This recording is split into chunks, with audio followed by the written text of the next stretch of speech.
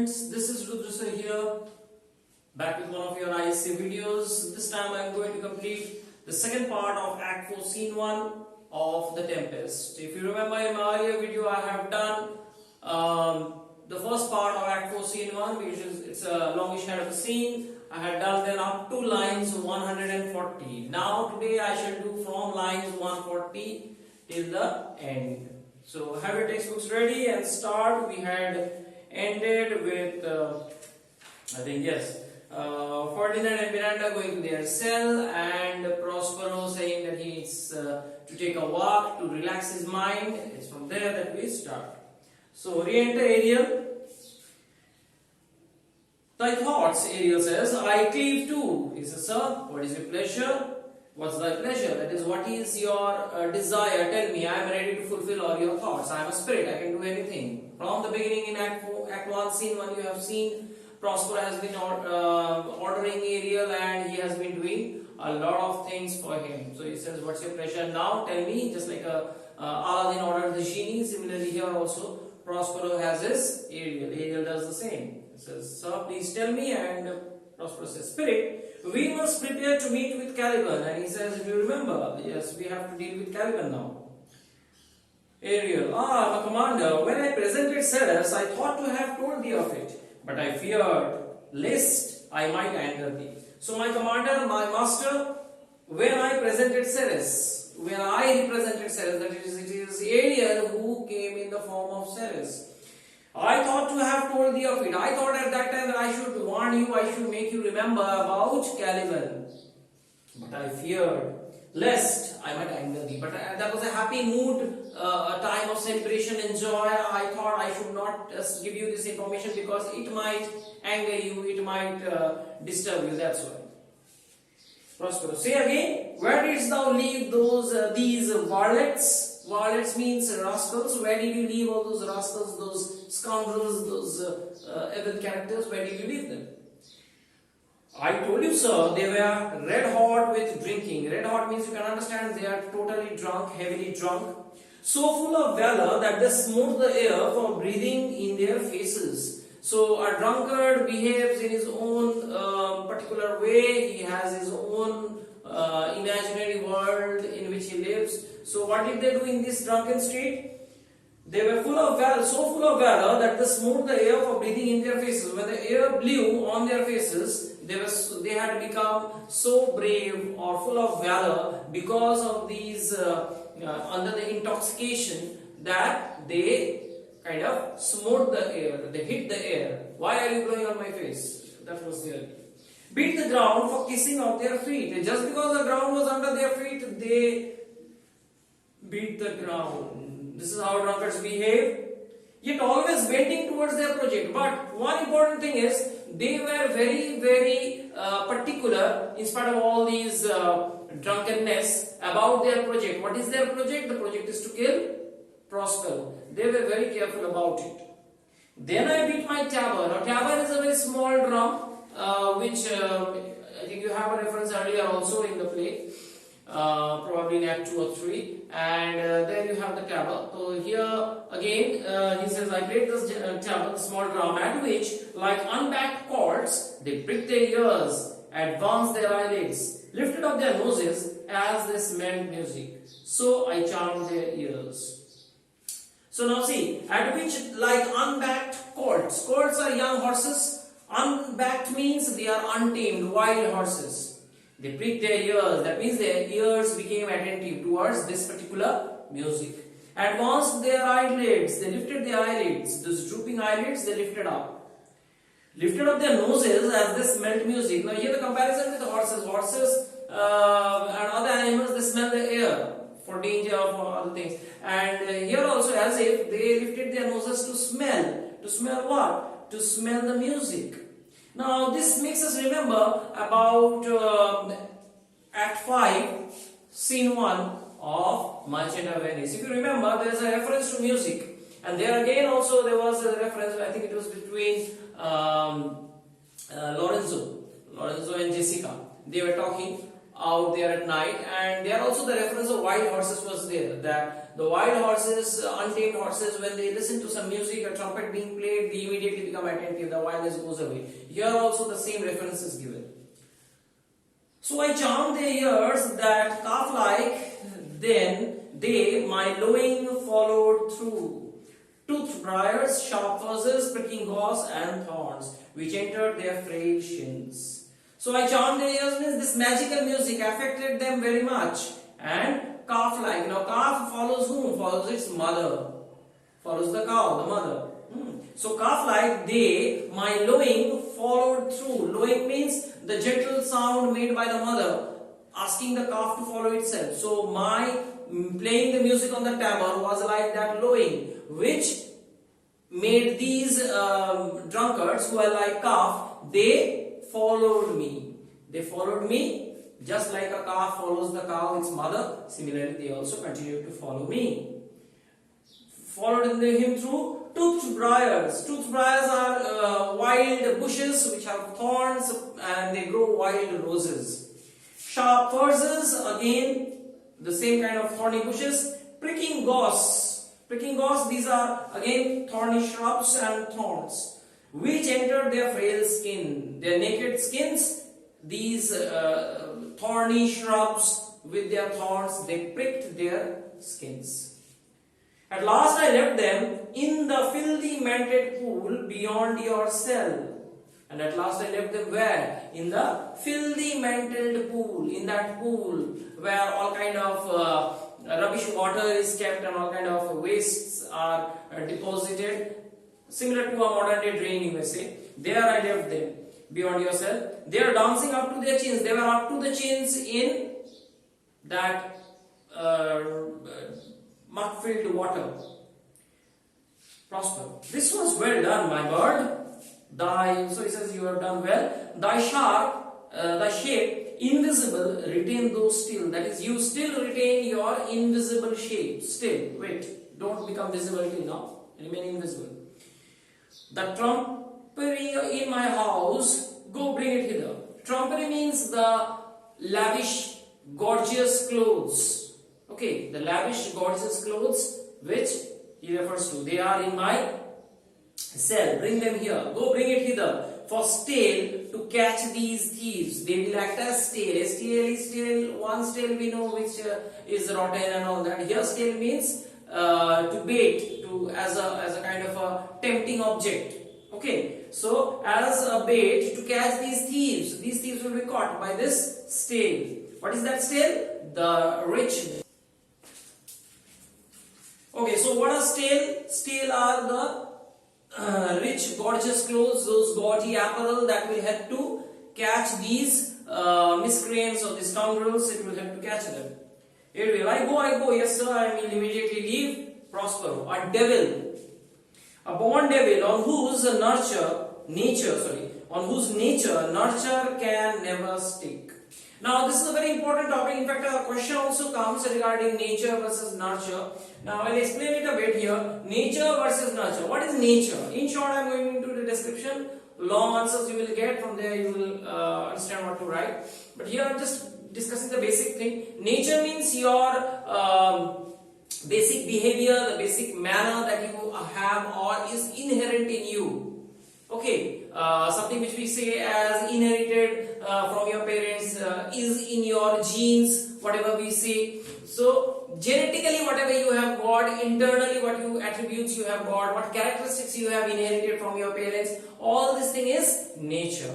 Now what is nurture? Nurture is whatever happens after you are born. That is whatever education, whatever teaching, whatever kind of instructions are given to you, how you are guided and molded up and made into a new human being, that is nurture. Now what Prospero wants to mean here is that Caliban is such a character. Caliban is such a character whose nature is so evil that no nurture can stick on him. That it's like a very slippery surface. Okay, just like as if his nature is like oil, and no matter how much water of nurture Prospero pours on him, it doesn't have any effect. So it's that kind of thing. That is, all the efforts, all the good things that Prospero has tried to do for Caliban has met with failure. Why? Because of his inherent nature. Because if you remember, his mother was a wicked witch, Sycorax. So from therein he inherits all those wickedness. So no matter how much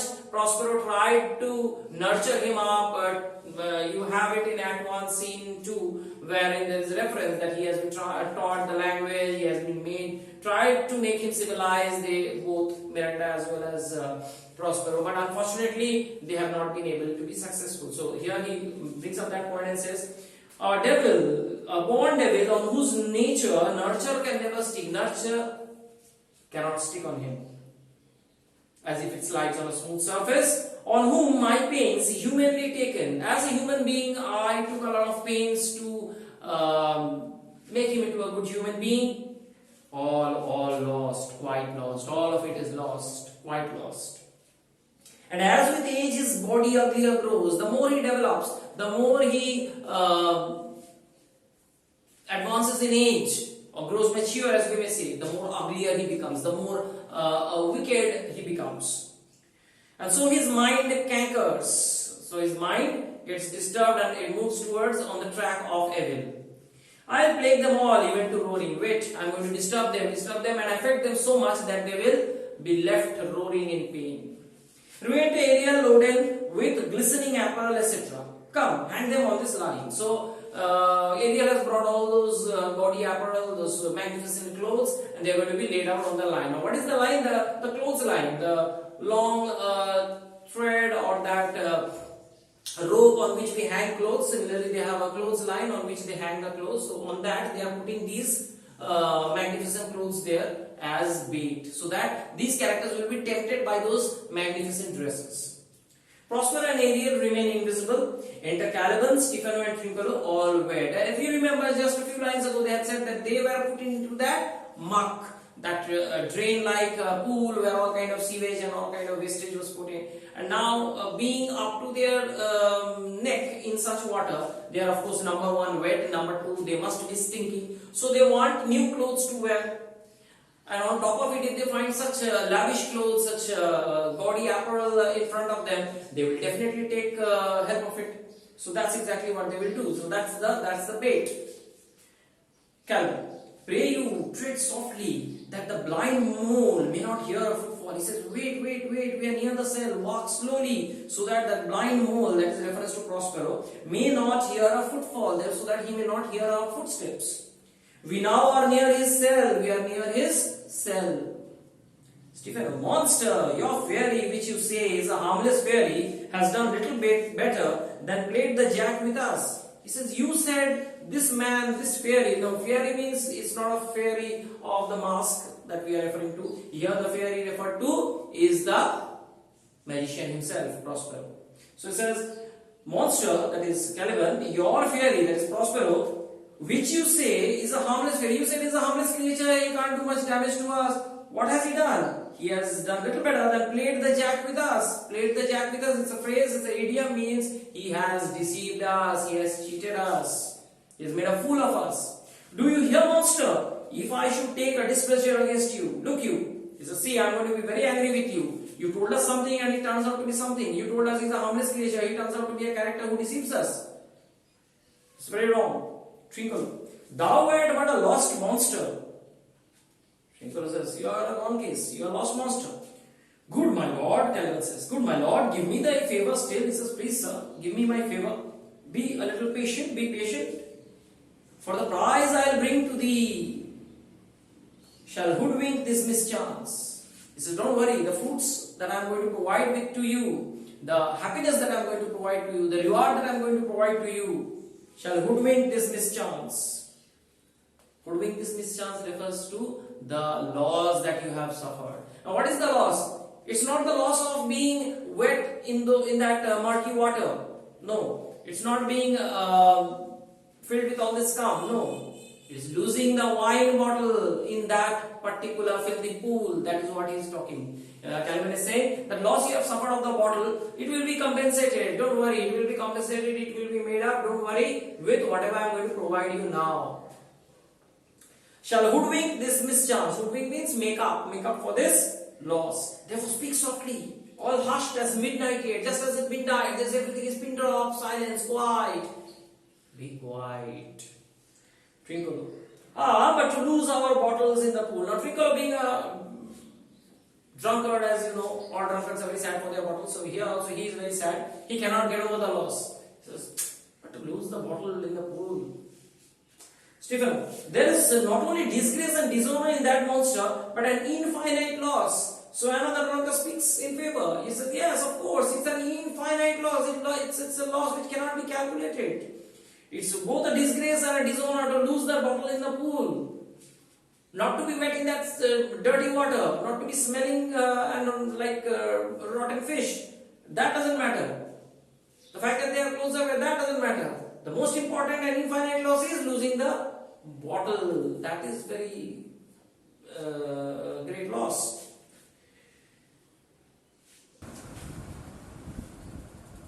So Twinkle goes on to say, that's more to me than my wetting. So losing the bottle in that pool is a greater loss to me than me being wet and filled up with all this muck. Yet this is your harmless fairy monster, and you said your this old man Prospero, he is harmless.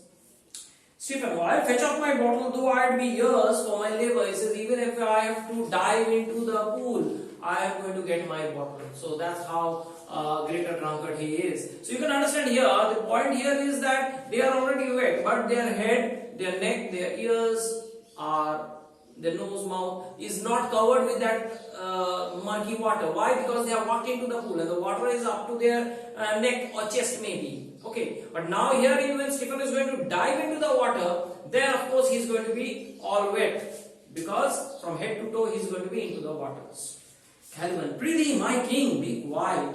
Seest thou here, this is the mouth of the cell. No noise and enter. He says, sir, my king, be quiet. See, please be quiet. Seest thou here, this is the mouth of the cell. This is the mouth of the cell where Prospero lives. No noise and enter. Please don't make any noise and just enter. Do that good mischief which may make this island thine forever, and I thy Caliban. He says, I am going to take you as promised to the mouth of the cell, and there you do your job. What is that good mischief? He has to murder Prospero, and which may make this island thine forever. As a result, this island will become Stephanos forever, and I thy Caliban, for I thy foot lickers. Now, here is the difference between Caliban and Ariel. Ariel wants freedom from Prospero so that he can be his own master, he can be a free spirit. But Caliban wants freedom from Prospero only. In fact, for him, it is just a change of master. His position will remain the same. He will remain the servant. He is now the servant of Prospero. Next on, his plan is to have a change of masters. From Prospero, he is going to be now the servant of Stephen. So his position will remain the same. He will remain the footlicker as he is. Stephen, give me the hand. I do begin to have bloody thoughts. He says, give me your hand. I'm starting to have very bloody thoughts, very angry thoughts. Oh, King Stephen, oh, peer, oh, worthy, Twinkle says. Stephen, oh, look, what a wardrobe here is for thee. He says, look, you are a king, and for you a worthy wardrobe is here, full of lavish and gorgeous clothes. Caliban, let it alone, thou thy fool, it is but trash. He says, Caliban realizes that these clothes are not so important as doing the job. He says, leave it, it is trash. Let it be, do your job, whatever you have come here for. So that's why he says, thy fool, he says, calls Twinkle a fool and says, it is trash, let it be. Twinkle, oh, monster, we know what belongs to a frippery, O kings of Stephen. Frippery is an old clothes shop. He says, we know clothes very well. You are a naked monster. What do you know about clothes? We are civilized people. We know about clothes. These are fine clothes. So, we should take them definitely. Stephen, put out that gown, Twinkle. By this hand, I will have that gown. He says, by this order of this hand, I am going to have that gown. Put that gown aside. That is mine. Thy guest shall have it. Twinkle immediately surrenders. He says, yes, sir, you take it. The dropsy drown this fool. What do you mean to dote thus on such luggage? Dropsy drown this fool means let dropsy disease affect this fool who has brought us here towards the clothes, whereas actually we were going to the cell to murder Prospero. So let the disease affect him. What do you mean to dote thus on such luggage? Luggage means here refers to all this useless stuff. He says, why are you after these useless stuff? These clothes are not, you can take later on also. But first do the job. These are all useless stuff. Why are you doting on it? Why are you spending or wasting time on it? Let's along and do the murder first. If he awakes from toe to crown, he will fill our skins with pinches. Make us strange stuff. He says, first let us do the murder. If we do not do that murder, what will happen? Prospero will wake up, he will come to realize about the conspiracy, he will see us and he will affect us from top to toe with all kind of pinches and different kind of strange stuff and punishments. Stephen, be you white monster? Mistress Lion, is this not my jerkin? He says, this is my jerkin. Mistress Lion, this is my jerkin. And he takes off the jerkin. Jerkin is a jacket. Now is the jerkin under the line. Now jerkin, you are like to lose a little, lose your hair and prove a bald jerkin. So he's going to put on the jacket, and in the process of taking the jacket off from that clothes line, some of the wool or the fur of the jacket is going to stay on that line. So that is why it's called a bald jerkin. Just as a person loses a hair and becomes bald, similarly this jacket is going to lose some of its hair on that line as he is going to pull it. So he says we are going to prove a bald jerkin. Tricolor, do we steal by line and level, and like your grace? He says we are stealing by line and level. That is, we are stealing by rank. That is, first the king, Stephano, he is going to take, then Tricolor the courtier, then the servant, Caliban, he is going to take. So we are stealing, but we are not stealing haphazardly. We are stealing by position, one after the other, serially, rank-wise. I thank thee for that jest. Here is a garment for it. For wit shall not go unrewarded while I am king of this country. So I am the king of the country. I am going to reward all witty people and witty comment. Just as you now said, we are stealing by line, by rank and line. So that same thing, line and level as you said. So that line and level by rank we are stealing. That pleases me, that makes me happy. So I am going to reward you. Reward you how? By giving you this particular garment as a reward. Because I am the king, I am going to reward you. Steal by line and level is an excellent pass of pate. Pass of pate means a witty remark. Steal by line and level is a very, very witty remark. So I am going to reward it. Here is another garment for it. Take another garment I give you for it.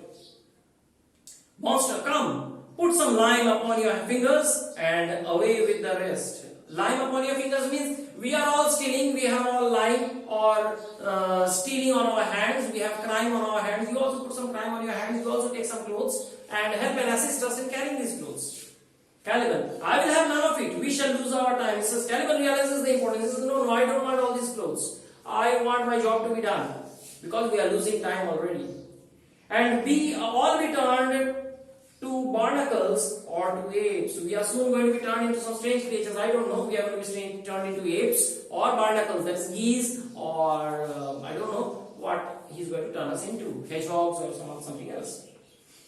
With foreheads villainously low. Now apes have very low foreheads, you know that. So we are going to be turned into apes with very low foreheads, or into geese or some other birds, some animals, hedgehogs, we don't know what. Stephen, monster, lay to your fingers, help to bear this away, where my hogshead of wine is. He says, help me, help us to carry these load of clothes, and you take this load of clothes and put it where the hogshead of wine is, that is the whole cask of wine is, you put it there.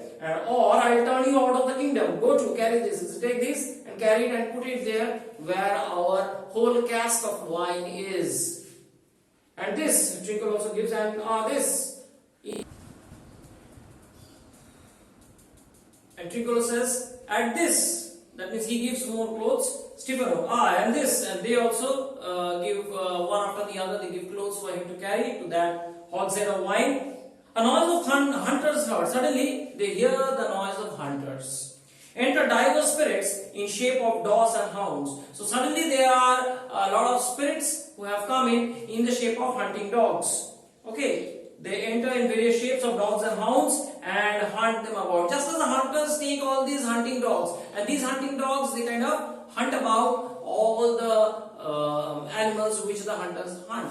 So similarly, and they are set upon a particular animal also sometimes. So here also the hunters have set these dogs and hounds after Stephano, Caliban and Trincolo.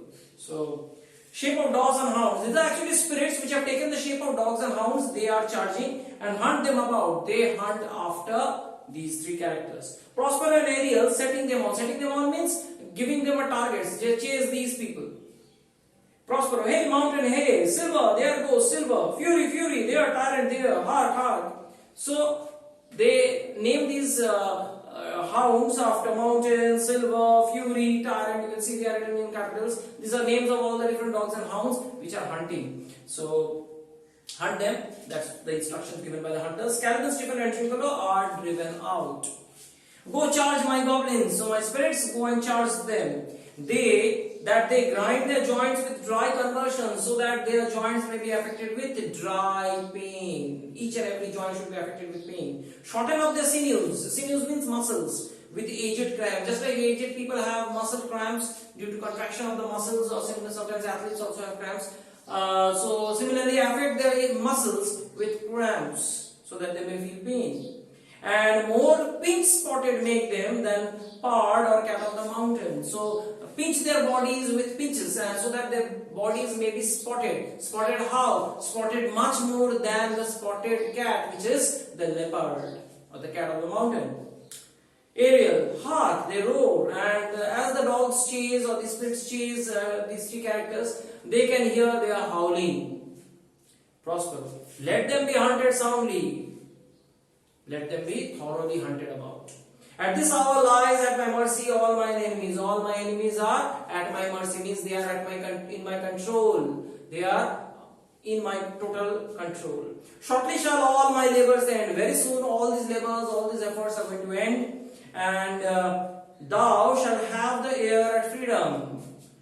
Prospero says this to Ariel, that you shall have the whole air for your freedom. That is, you are going to be a free spirit. You will have the whole world free for yourself. For a little, follow and do me service. Only for a little while do the service that I have told you to do, and very soon you shall be free as I have promised. So that's how Act 4 Scene 1 ends, preparing us for the final act, which is Act 5, and which will mark the end of the play Tempest. I hope you have liked my line by line explanation and whatever I have tried to explain and to the best of my abilities to you. If you have any queries or anything to ask, you can definitely write to me in the comment section, or those of you who are my students can WhatsApp me in this regard. And of course, like and share this video among your friends so that they also may be benefited, and subscribe to my channel if you have already not done so.